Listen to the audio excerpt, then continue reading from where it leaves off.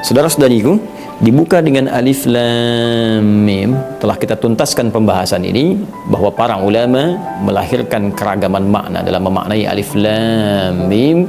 Ada yang mengatakan itu bagian dari nama surah ini, ada yang mengatakan itu singkatan dari A-nya menunjuk kepada Allah, lamnya menunjuk kepada Jibril, mimnya menunjuk kepada Muhammad sallallahu alaihi wasallam, ingin menunjukkan pesan bahwa Al-Qur'an bersumber wahyunya dari firman Allah, diturunkan melalui malaikat Jibril kepada Nabi Muhammad sallallahu alaihi wasallam. Ada tafsir-tafsir lain juga yang menyebutkan dengan hal-hal yang beragam, tapi saya sampaikan bahwa di antara sekian banyak itu yang paling mendekati adalah dua hal. Yang pertama, Allah membuka dengan alif lam mim, memberikan pesan kepada umat Nabi khususnya pada masa itu, umumnya melewati setiap masa sampai dengan kini dan yang akan datang, bahwa Al-Quran diturunkan oleh Allah Subhanahu wa Ta'ala tersusun dengan ayat-ayat, kalimat-kalimat menggunakan bahasa Arab seperti orang-orang Arab biasa menyusun syair-syair mereka, menyusun kasidah-kasidah mereka. Namun penting kemudian saya berikan penegasan bahwa situasi saat surah Al-Baqarah ini diturunkan, ya, bahkan Al-Quran sebelumnya diturunkan, sebelum masuk ke surah Al-Baqarah, dari mulai fatrah juz amma di fatrah Makkah, kemudian juga masuk fatrah Madinah, ya, atau masa-masa Madinah, banyak di kalangan orang-orang kafir Quraisy pada masa itu atau pada umumnya kelompok-kelompok yang lain bukan sekedar meragukan kepada isi Al-Quran, bahkan juga menuduh Nabi Muhammad SAW itu merekayasa Al-Quran. Saya pernah sampaikan di sering banyak pertemuan bahwa jika ada disebutkan atau diisyaratkan dalam Al-Quran sebuah informasi yang tidak menunjukkan spesifik kapan kejadiannya, siapa orangnya, maka kejadian dimaksud boleh jadi akan terjadi lagi di masa depan dengan tokoh yang berbeda di situasi yang tidak sama. Artinya apa? Orang-orang yang pernah menuduh Nabi Muhammad SAW bahwa Quran ini rekayasa Nabi, Quran ini buatan Muhammad SAW, himpunan kisah-kisah, hanya karya manusia saja, produk budaya, bukan hanya disoal oleh orang-orang di masa Nabi, tapi juga akan muncul kembali oleh orang-orang di masa depan yang mungkin akan menyoal otentisitas Al-Quran, validitas Al-Quran, bahkan menuduh Al-Quran dari rekayasa Nabi Muhammad SAW.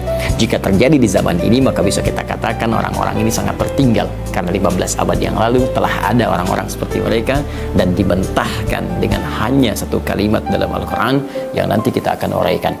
Nah, jika kita katakan dalam bahasa Arab, orang yang ragu saja, maka istilahnya disebut dengan syak namanya. Syakkun. Jadi itu adalah batas tengah antara ragu dan yakin, ya, 50% 50% syak.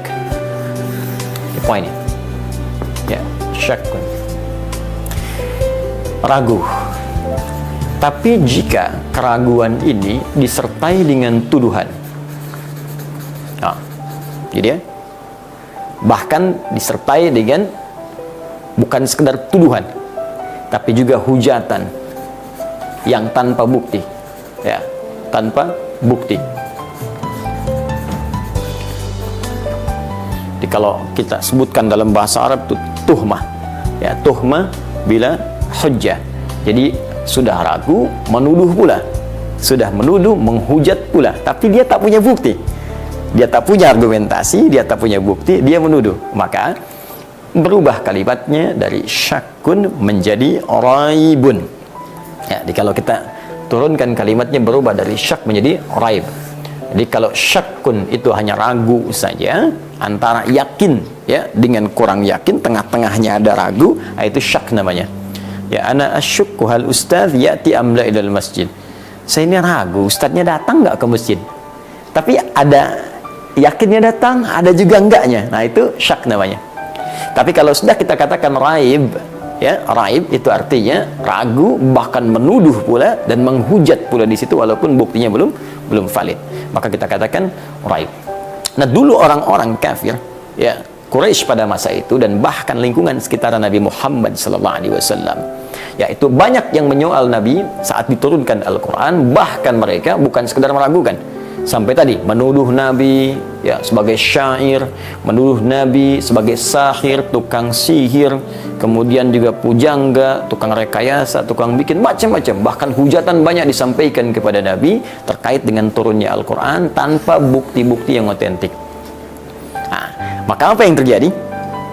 Allah kemudian berikan tantangan kepada mereka, kalau memang Al-Quran ini disebutkan rekayasa Muhammad sallallahu alaihi wasallam, padahal seperti diketahui Nabi seorang yang ummi, tak bisa baca, tak bisa menulis, apalagi kemudian harus merekayasa sesuatu, ya maka ditantang oleh Allah Subhanahu wa taala. Alif Lam Mim. Ya, Quran diturunkan, ayat-ayatnya, kalimat-kalimatnya dari huruf-huruf yang biasa kalian gunakan untuk membuat syair. Bukankah semua huruf itu kalian gunakan di hijaiyah yang pernah kita bahas di pertemuan sebelumnya? 29 huruf yang diucapkan. Maka kalau Anda kaji lagi di pertemuan yang lalu, saya pernah sampaikan bahwa ayat-ayat Al-Quran, surah-surahnya yang dibuka dengan huruf-huruf yang disebut dengan muqatta'ah atau huruf haja yang terpisah-pisah, itu ada yang 1 huruf, ya masih ingat jumlahnya? 3. Ada yang kemudian 2 huruf, 9. Ada yang kemudian 3 huruf, 13. 4 huruf, 2. Kemudian yang 5 huruf, 2. 1, 2, 3, 4, 5. Ya, 3 ditambah 9, 12, tambah 13, 25, tambah 2, 27, tambah 2, 29. Jadi, Masya Allah, ya, ayat-ayat yang membuka surah Al-Quran menggunakan huruf-huruf muqatta'ah haja yang terpotong-potong, nun, qaf, sad, alif, lam, mim, alif, lam, ra, jumlahnya 29, mewakili 29 huruf yang biasa digunakan oleh orang-orang Arab untuk merangkai kata. Bahkan kalau kita turunkan seperti pertemuan lalu, huruf-huruf ini keluar dari lisan kita menggunakan makhraj, tempat keluar, maka dibagi 5 bagian. Dari jauh rongga itu sampai ke halak, ke kerongkongan itu, sampai kemudian ke lisan, lidah, sampai ke bibir, syafatain, sampai ke khayshum, dengung, ke hidung. Dari 5 tempat ini terwakili oleh alif, kemudian lam, kemudian mim. Anda review ya tayangan di pertemuan yang lalu. Maka seakan Allah ingin mengatakan, dari semua makhraj yang kau gunakan membuat syair itu, membuat qasidah itu, silahkan engkau buat semisal Al-Quran, silahkan engkau buat seperti yang Muhammad sampaikan sallallahu alaihi wasallam. Ya, silahkan jika engkau benar tuduhan yang kau sampaikan, maka buktikan kau bisa membuat hal yang sama seperti Nabi Muhammad sallallahu alaihi wasallam pernah menyampaikannya. Maka ketika tantangan itu dimunculkan, nanti kita akan lihat tantangannya saat masuk ayat ke-23, 24 di Al-Baqarah, juga nanti di Al-Isra. Kita akan simak bersama bagaimana tantangan yang dimaksudkan. Tapi di sini sebelum itu terwujud, maka Allah sudah memberikan berita kepada mereka. Ya, sama dengan beginilah kalau kita ingin ilustrasikan, kita akan menghadapi misalnya dari satu kejuaraan olahraga tinju misal. Ada yang terkenal Mike Tyson. Anda bukan petinju, Anda biasa-biasa saja kan? Tiba-tiba dikatakan kepada Anda, kalau Anda berani lawan Mike Tyson. Kalau memang punya kekuatan, punya kemampuan, lawan. Tapi saya beritahu dari sekarang, Anda nggak akan mampu. Nah, seperti itu ilustrasinya. Ya, gambarannya demikian. Jadi, sebelum Anda pun membuat seperti Al-Quran, Anda nggak akan mampu. Karena itu, nggak usah nuduh-nuduh.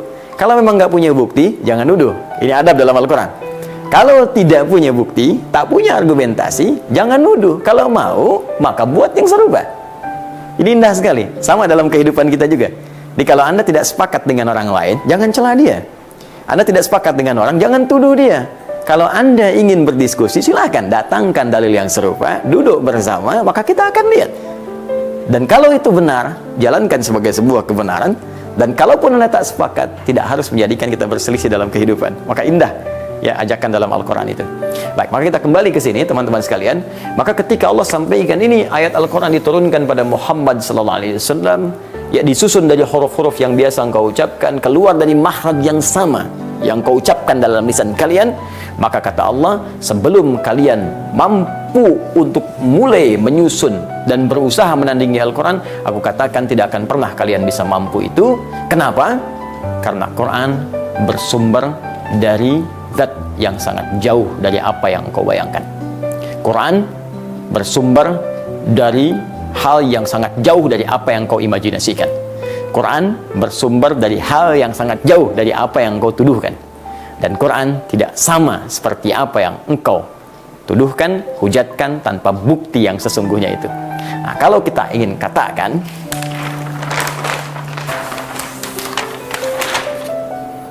Quran ini, ya, ini bahasa Arabnya hadza. Hadza. Seperti ini. hadza, ini. Oke? Baik. Kalau kita ingin menunjukkan sesuatu yang jauh, maka di bahasa Arab itu ada satu huruf menunjuk sesuatu yang jauh. Lam hurufnya. Maka disebut lamul bu'di, lam, ya. Jika Anda ingin katakan ini jauh dari apa yang kamu, ya, orangnya di hadapan kita, ini jauh dari apa yang kau pikirkan, ini nggak sama dengan apa yang kau bayangkan, maka yang di hadapan kita orang kedua itu bisa menggunakan bentuk kaful khitab, kaf, menunjukkan bentuk kaf khitab. Kalau ingin kita satukan hadza, lam dengan kaf, maka kita bisa buang haknya, karena ini menunjukkan tanbih, peringatan. Haknya tanbih, za-nya yang berarti ini, ya, ini tanbih, peringatan, ingat, peringatan, diingatkan. Kita satukan za, lam dengan kaf. Maka kalau Anda satukan, ini kita masuk ke ilmu balaghah, ya, bukan kita masuk dalam bab yang nahwu atau standar bahasa Arab biasa. Ya, ada beberapa yang berkomentar, Ustaz Adi ini kurang menguasai sharaf, ya. Ustaz Adi nggak pesantren, Anda yang kurang kenal. Ayo duduk, datang, ya, lalu kita berkenalan, ya, kita kenal, maka ta'aruf, ya kan. Ya, saya pesantren, alhamdulillah, khatam, bahkan di SD kita sudah mengaji, ya, masuk pesantren salafiyah, kita mengaji juga, kita belajar bahasa Arab di pesantren, kita selesaikan nahwu sharaf, dan kita spesialisasi di bahasa Arab, ya, bahkan di bidang-bidang yang spesifik. Ini babnya sudah bukan bab dasar lagi, sudah bukan masuk nahwu standar atau sharaf standar, tapi sudah kita praktek ke ilmu lughah. Kalau kita bahas dari segi balaghah nanti, satukan ini, maka dzal satukan dengan lam, satukan dengan kaf.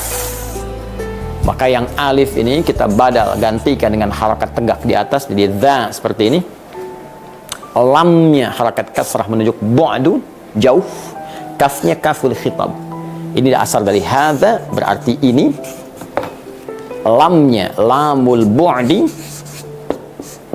kafnya kaful khitab. Begini, ya, di ini za berarti ini, lam menunjuk pada jauh, kaf berarti menunjuk kepada khitab, orang yang kita ajak bicara, kamu, ya, engkau. Jadi kalau kita satukan ini, maka terjemahannya akan menjadi begini: dzalikal kitab, Al-Quran ini, za. Ya. Kalau haknya kita munculkan, maka berubah kalimatnya begini. Aku ingatkan, ya. Aku ingatkan. Al-Quran, Al-Kitab. Jadi kita satukan dzalikal kitab, begini, ya. Kitab yang dimaksud Al-Quran. Ya. Al-Quran ini, aku ingatkan Al-Quran ini, li, jauh, ka, dari apa yang kau bayangkan, jauh dari apa yang kau tuduhkan. Nah, jadi kalau engkau tak mampu mendatangkan yang semisalnya, la raib, maka jangan pernah meragukannya, apalagi nuduh-nuduh pada isi Al-Quran. Itu maksudnya, ya. Jadi kalau engkau tak mampu mendatangkan semisal Al-Quran, silakan kau buat, katanya jago syair, katanya punya 16 rumus dikenal dengan muakhar, ada tawil, ada rajas, ada madid, ada macam-macam. Sekarang buktikan, ya, datangkan itu, buat yang semisalnya. Engkau bikin i, a, mim, lam. Coba bikin seperti ad-duha, a semua. Tapi nggak ikut rumus yang kau biasa gunakan. Rumus yang nggak masuk ke tawil, tidak juga ke bahar madid, tidak juga ke rajas. Tapi indah ketika didengar. A semua, semua. I semua, ya.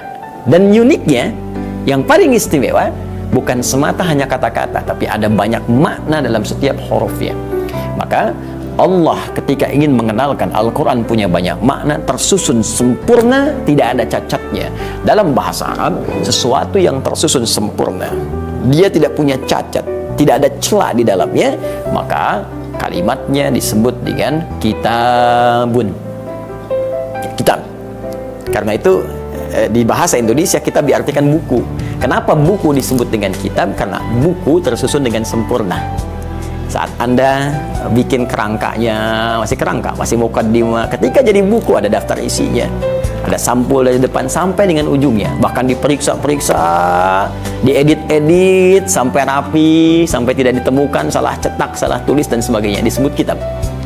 Tapi kalau Anda ingin spesialkan bahwa ini beda, Bukan seperti buku yang lain, yang kalau dikoreksi pun pasti ketemu aja salahnya. Kurang A kah, kurang koma kah, kurang titik kah, salah cetak kah. Yang ini tidak.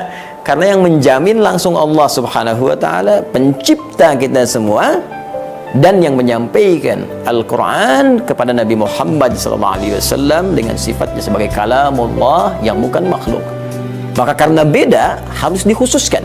Dalam bahasa Arab, ketika Anda ingin mengkhususkan sesuatu, tambahkan alif lam di depannya.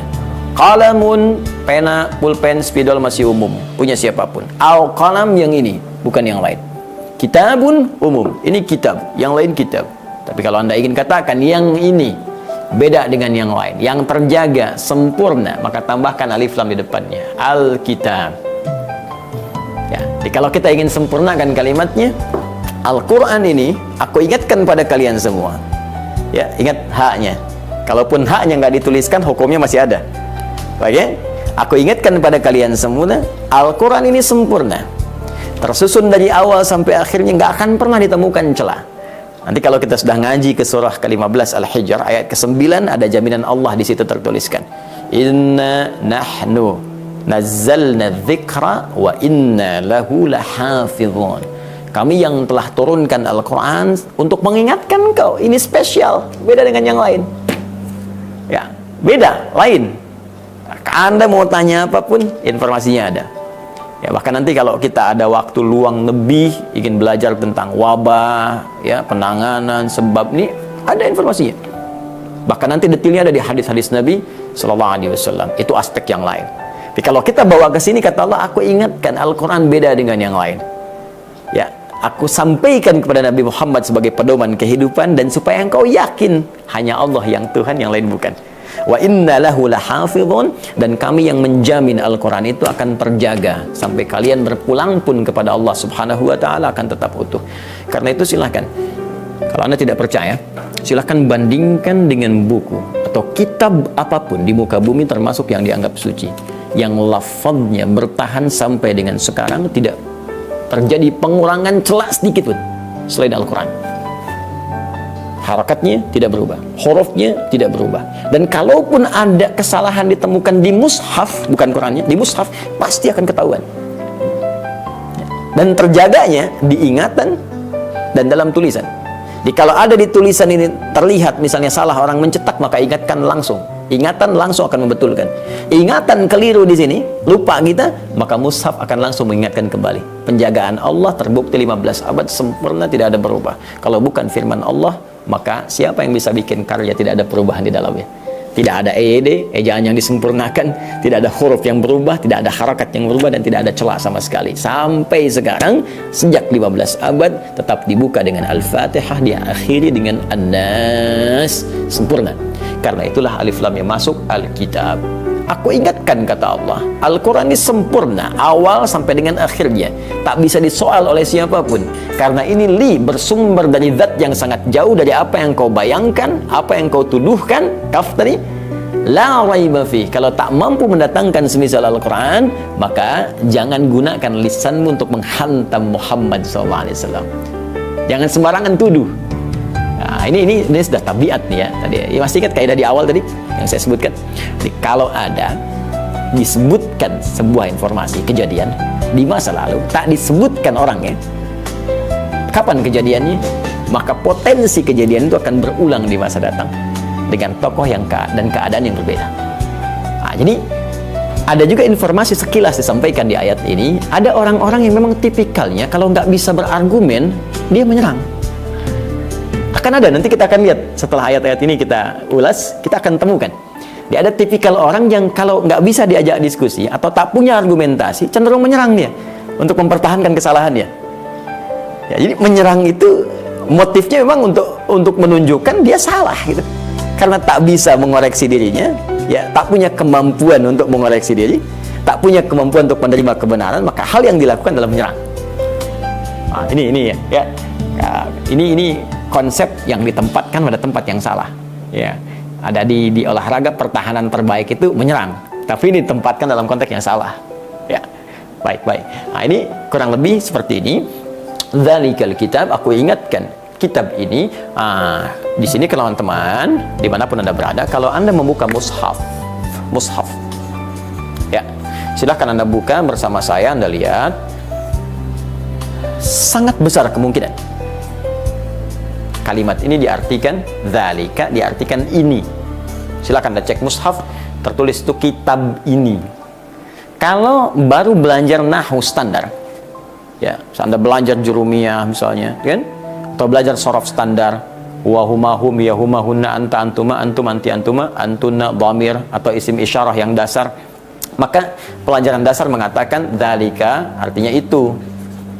Dzalikal masjid, masjid itu. Dzalikal bait, rumah itu.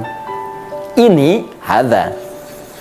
Nah, jadi kalau ada orang yang bertanya, kenapa kok di sini tulisannya dzalika di mushafnya, tapi terjemahannya kok ini, sedangkan ini dalam bahasa Arab hadza, maka kita jawab, ini bukan bahasa Arab standar yang menjadi kosakata biasa, tapi gabungan dari 3 makna yang tadi saya sampaikan. Maka kalau Anda tak bisa mendatangkan semisal Al-Quran, la raiba, jangan pernah nuduh, jangan pernah menghujat, karena tak layak ada hujatan, ada tuduhan tanpa bukti fihi, pada semua isi Al-Quran.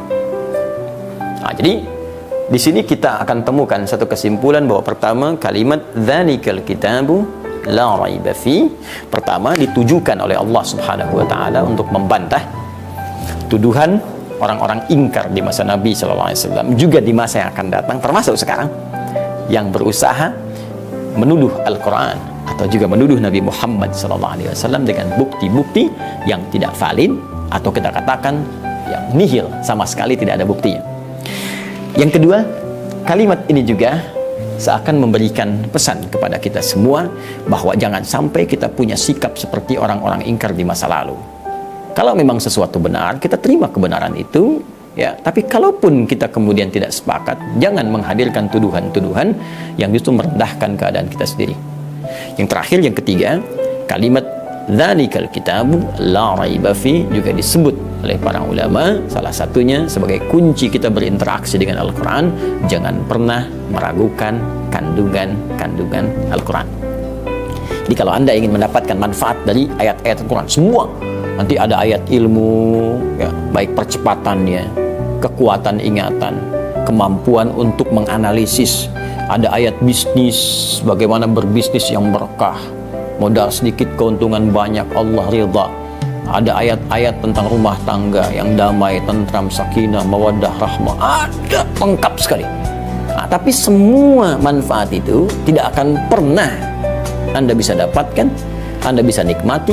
Bahkan nanti ada ayat-ayat tentang kesehatan, bagaimana mendapatkan penawar, ya, dari sebuah penyakit yang sulit diobati, dari kebiasaan buruk berubah jadi baik. Nggak akan pernah dapat manfaat itu kalau belum apa-apa kita sudah meragukan Al-Quran. Apalagi kalau sudah nuduh Quran, itu yang paling bahaya. Jadi ragu saja itu nggak boleh, apalagi nuduh. Jadi kalau sudah menuduh itu ya sudah.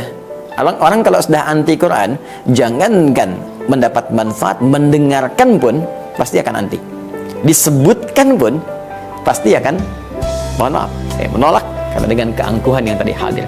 Nah, ini persoalan yang kita bisa dapatkan dari kalimat dzalikal kitabu la raiba fi. Jadi sebagai seorang muslim yang baik, maka sepanjang Anda ingin berinteraksi dengan Al-Quran, maka harus dibuka dengan keyakinan penuh, jangan pernah meragukan isinya. Dan kaidah ini berlaku dalam konteks satu, membaca, baca disebut dengan qiraah. Nah, kalau Anda mau baca, jangan ragu, ayo mulai baca.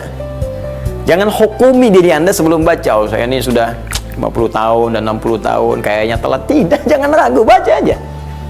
Karena itu dibuka dengan alif lam mim. Ada keterangan yang tidak populer, tapi sangat bagus. Ya, kenapa dibuka dengan alif lam mim? Ya, salah satunya ingin menunjukkan pesan bahwa Al-Quran ini akan mudah dan bisa dibaca oleh siapapun, karena semua huruf dalam Al-Quran itu adalah huruf-huruf yang bisa diucapkan dari semua makhraj, tempat keluarnya huruf yang ada dalam tubuh kita. Jadi sepanjang kita bisa bicara, pasti bisa ngaji, kecuali orang-orang ragu. Jadi kalau Anda mau ngaji, ngaji, semangat, bismillah. Jangan karena 1-2 hal jadi ragu, tidak. Ya, sampai kita lancar. Kedua, untuk mengkaji. Ya, mengkaji. Tilawah. Nah, ini. Beda antara baca dengan kaji. Ya, dapat misalnya awalan meng, dan jadi mengaji. Ya, ka-nya kan hilang. Ya kan? Kokoh, mengokohkan, ka depannya hilang. Ya. Kacau, mengacau, ya kan? Baik. Nah, ini kalau kita satukan, saya dapat dari depannya awalan meng, ya tambahnya jadi mengaji. Ya, mengaji. Jadi mengaji itu sebetulnya bukan hanya baca, tapi mengkaji, mendalami isinya, lihat tafsirnya dan sebagainya. Nah, kajian ini pun dasarnya tadi la raib, jangan ragu. Anda mau bahas warisan, kata Allah warisan begini, laki-laki dengan perempuan bagiannya sekian, sekian, ayah sekian, ibu sekian, anak sekian, cucu sekian. Ya, kalau Anda mau kaji itu jangan ragu, setelah paham praktekkan. Anda bahas saya tentang belajar, bahas tentang bisnis, tentang rumah tangga, tentang macam-macam, jangan ragu. Bahas tentang riba, kata Allah riba itu buruk, tinggalkan, gak usah ragu. Ya, kata Allah ini berselisih nggak baik, tinggalkan. Korupsi nggak bagus, tinggalkan. Mencuri nggak boleh, tinggalkan. Selesai, jangan ragu, praktekkan. Nah, dan ada satu hal yang penting, yang sekarang banyak orang bisa mengharapkannya, bahkan semangatnya, animonya luar biasa. Itu bagian ketiga, untuk menghafal, tahfil. Hafal. Ya, untuk tahfil. Maka berlaku juga kaidah tadi. La raib, jangan ragu. Ya, bahkan dibuka nanti di ayat hafalan itu disebutkan 4 kali. Ya, di satu surah 54, masih ingat? Ayat 17, 22, 32, 40.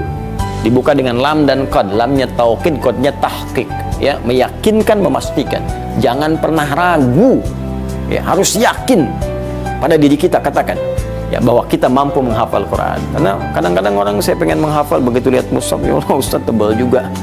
Kalau saya udah faktor U nih, kayaknya tidak ada batas-batas menghafal Al-Quran. Anda mau menghafal, silakan. Anak kecil bisa, yang tak melihat bisa, yang melihat bisa. Jadi kalau anak kecil aja bisa, yang 4 tahun, 5 tahun, apalagi Anda yang pernah kecil. Ya, mungkin yang sudah 40 tahun, 50 tahun, ini bisa. Nah, kalau kita dasarnya tidak pernah ragu, maka Quran akan menjadi pedoman hidup yang menyenangkan bagi kita semua. Maka teruskan ayatnya, hudal lil muttaqin. Maka Quran akan menjadi hudan. Ya. Hudan. Salah satu bentuk jamak dari kata hidayah. Ya, hidayah. Ya.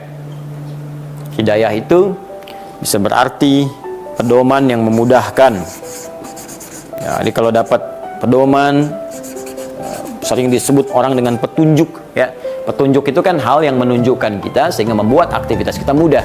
Tolong tunjukkan pada saya di mana jalan ke Masjid Al-Ihsan. Ditunjukkan, mudah akses. Tolong tunjukkan pada saya bagaimana cara membaca kalimat ini. Ditunjukkan, mudah. Maka hidayah salah satunya bisa diartikan pedoman atau petunjuk yang memudahkan kita untuk mengerjakan sesuatu. Nah, bisa berarti pula ini hidayah adalah jalan menuju kesuksesan. Bisa berarti pula solusi dari persoalan yang dihadapi. Bisa berarti pula jalan menuju kebahagiaan. Ya.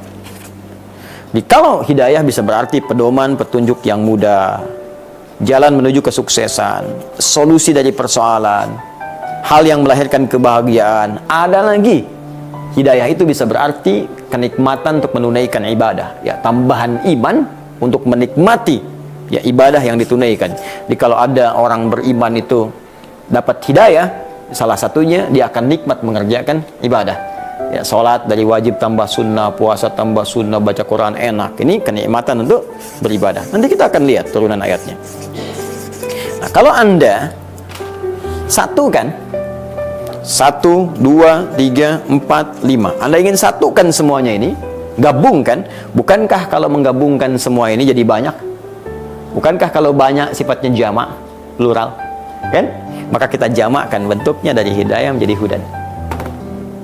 Ya. Jadi kalau saya ingin dapat hidayah di kemudahan, ya ambil. Saya ingin dapat hidayah di kesuksesan, ambil.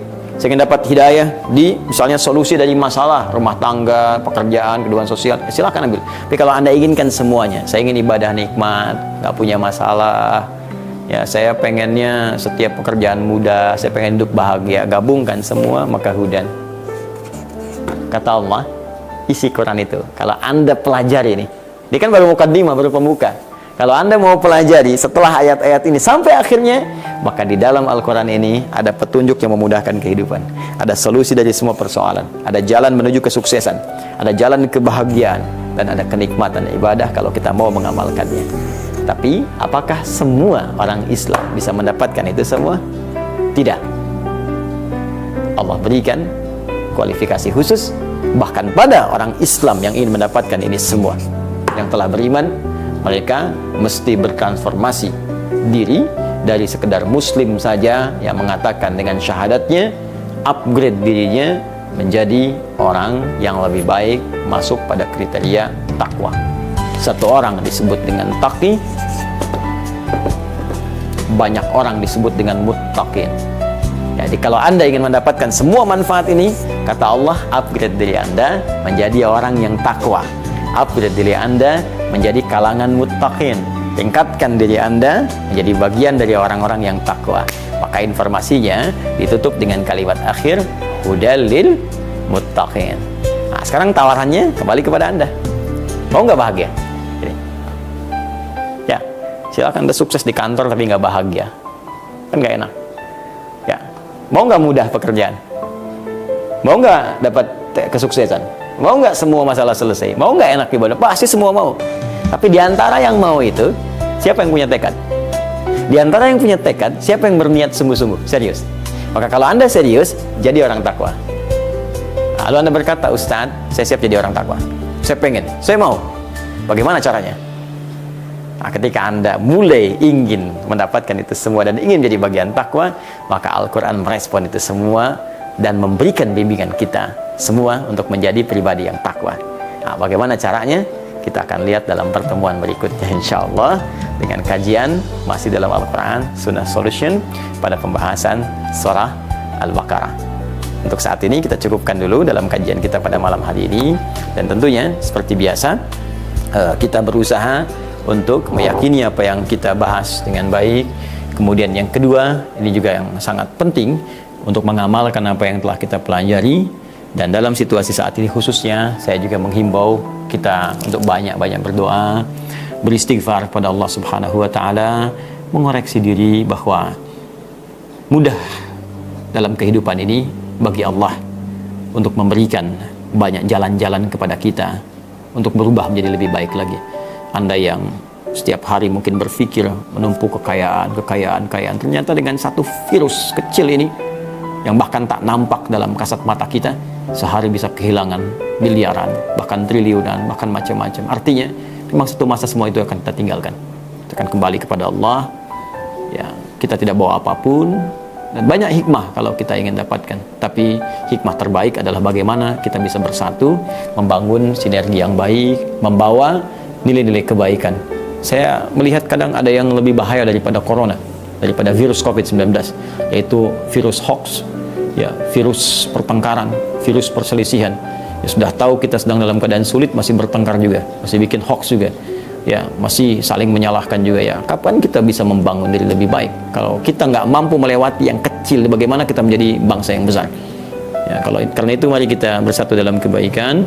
Dan alhamdulillah, saya telah sampaikan juga, sudah ada bimbingan dari Fatwa MUI, juga beberapa sudah merespon. Tapi saya ingin mengingatkan satu yang sangat penting.